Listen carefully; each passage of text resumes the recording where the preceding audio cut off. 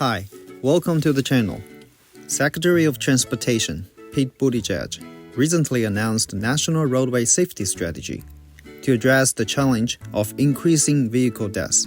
While the whole nation is facing a 15-year high in vehicle deaths, leading to around 45,000 casualties per year, one city is doing particularly good. Let's hear what the Secretary has said. So when it comes to roadway deaths, we have a crisis that is urgent, unacceptable, and preventable. We know that roadway deaths are preventable because some places are doing a better job at preventing them than others. Hoboken, New Jersey went 3 years without a traffic death. 0 traffic deaths in 3 years in Hoboken. That is impressive.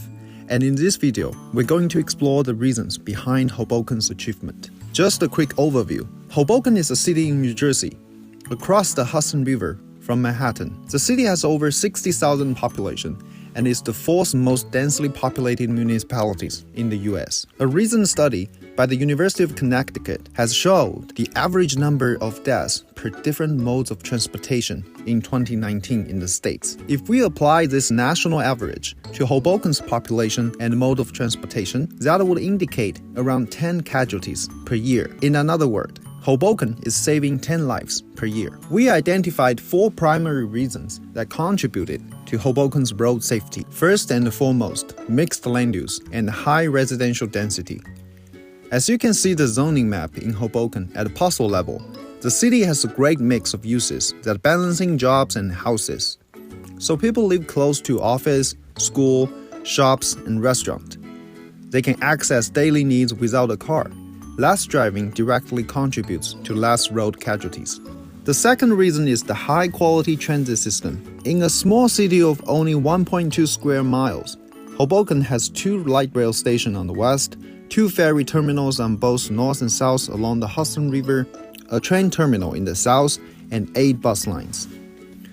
What's more, Hoboken provides a community shuttle bus service called the Hop within 2 blocks of almost every resident. Each hop route circulates the city in less than half an hour.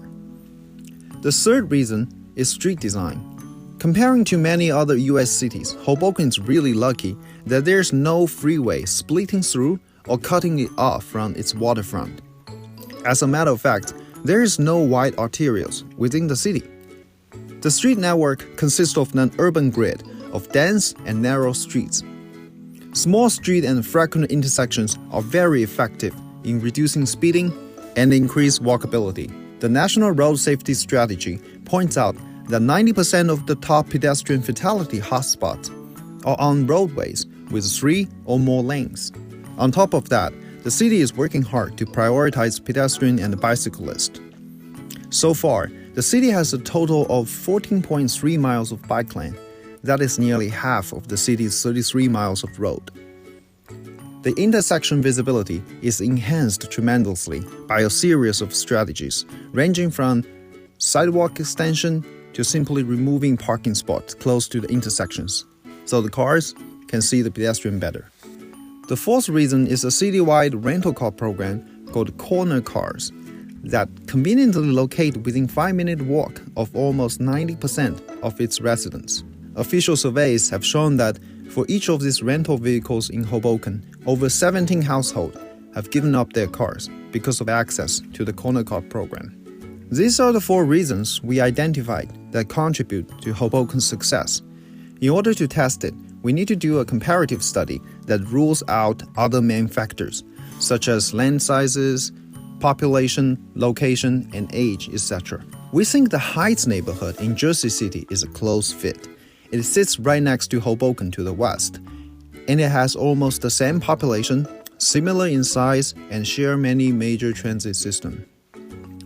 In land use, the zoning of Heights neighborhood shows a good amount of mix, but majority of them are residential and less mixed than Hoboken. Density-wise, 57% of the residential land in Hoboken is multifamily, resulting in a net residential density of 415 persons per acre. While in the Heights neighborhood, 86% of the residential land is single-family house. The net residential density is 143 persons per acre, 1/3 of that in Hoboken. In transit system, the two jurisdictions share major regional transit facilities, but the Heights neighborhood lacks the convenient shuttle services within itself. In terms of the street design, the Heights neighborhood has a similar dense urban grid. However, there are far more wider arterials.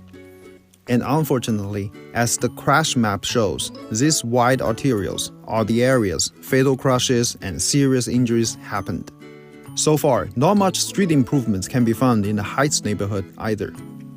We also cannot find a citywide car rental program that provides frequent and convenient rental when residents need them for occasional use.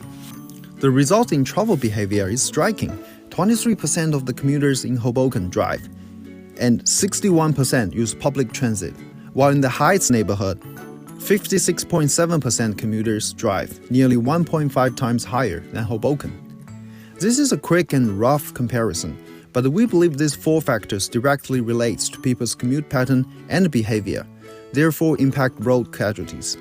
Cities that aim to improve road safety would benefit in working on those factors. Thanks for watching.